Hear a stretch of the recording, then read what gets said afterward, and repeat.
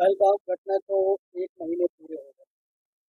हालांकि सरकार ने इसमें बहुत बड़े-बड़े अचीवमेंट बताए, लेकिन विपक्ष 1 महीना पूरे होने पर कई सवाल खड़े किए। एक ये कि उन्होंने बड़े अपराधियों या बड़े आतंकियों को नहीं मारा।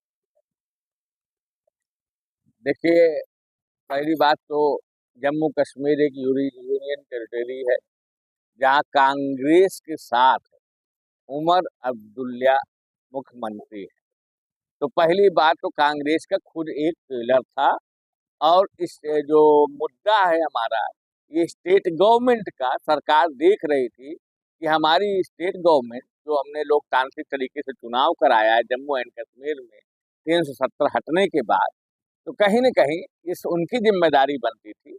हमारी पैरामिलिट्री फोर्सेज आर्मी तो वहाँ थी ही। और जहाँ तक बात ऑपरेशन सिंदूर का है, तो भारत सरकार ने वो एक्शन लिया है, वो पराक्रम दिखाया है 3 दिनों के अंदर, जिसका पूरा विश्व कल्पना भी नहीं कर सकता। आज तक के इतिहास में पूरे विश्व में इतने फास्ट तरीके से किसी भी देश में किसी दूसरे न्यूक्लियर देश को इतना मजबूर कर सकता है, ऐसा कभी देखा नहीं गया है। मूलतः हमारा सिद्धांत था कि टेररिस्टों ने अटैक किया है, हम टेररिस्टों को मारेंगे, इसलिए हमारे आदरणीय जयशंकर जी ने बताया था। लेकिन सबसे बड़ी बात, पाकिस्तान की पूरी सरकार, पूरी सेना और टेररिस्ट ये सब एक हैं, ये पूरी तरह से एक्सपोज हो चुका है। इसीलिए हमारी सरकार ने टेररिस्टों के साथ सैन्य अड्डे भी तबाह किए हैं। ऐसी तबाही की है कि शायद पाकिस्तान घुटने पर आ गया है और कल्पना भी नहीं कर सकता। भारत का पराक्रम, भारत की जो हमारी सेनाएं हैं, भारत के हमारे जो डिफेंस सिस्टम है, भारत की जो हमारी मिसाइलें हैं, ब्रह्मोस, जितनी ऐसी मिसाइलें हैं, ये इतनी अचूक है, इनका प्रहार इतना अचूक है कि चाइना के जहाज ले लीजिए, मिसाइल ले लीजिए, उनके डिफेंस सिस्टम ले लीजिए, खास करके पाकिस्तान के अंदर और जो कोई न्यूक्लियर प्लांट है उसके पास तक घर में घुस करके भारत में अटैक किया है, बर्बाद किया है। ऐसी बर्बादी पाकिस्तान ने कभी नहीं देखी। और जहां तक विपक्ष की बात है, इनके सामने तो बंबई में हमला हुआ, दिन दहाड़े हर जगह हमला, पूरे देश में हर ट्रेनों में होते रहे, हर शहरों में होते रहे, इन्होंने कुछ भी नहीं किया आज तक। इसलिए इनकी बात को ये पूछना भी स्वयं हास्यास्पद है। जो हमारी मोदी सरकार ने, हमारी सेनाओं ने, हमारी देश की जनता ने एकत्रित होकर के, हमारे विपक्ष ने भी उस समय एकत्रित होकर के जिस तरह से पाकिस्तान को धूल चटाया है, ये अविस्मरणीय रहेगा।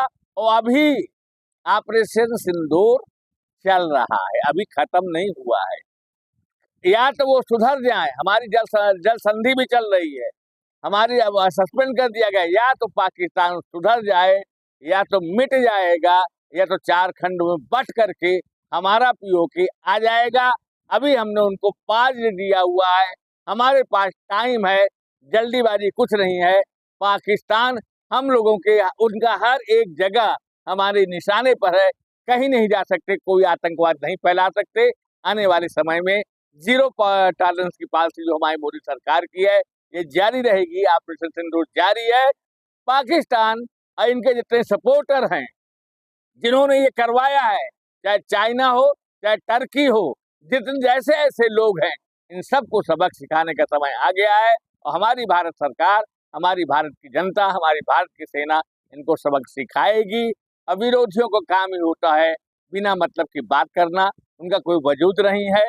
हमको टेररिस्टों से मतलब है, इसलिए हमारे माननीय जयशंकर जी ने ऐसा कहा था। कांग्रेस ने एक षड्यंत्र के तहत उस बात को घुमाने का प्रयास किया, जो कहीं न कहीं देश की सुरक्षा के लिए या पाकिस्तान के मामले में जहाँ तक बात हो, विपक्ष को शोभा नहीं देता। लेकिन इनको शोभा की भाषा कहाँ आती है। जय हिंद, जय भारत, जय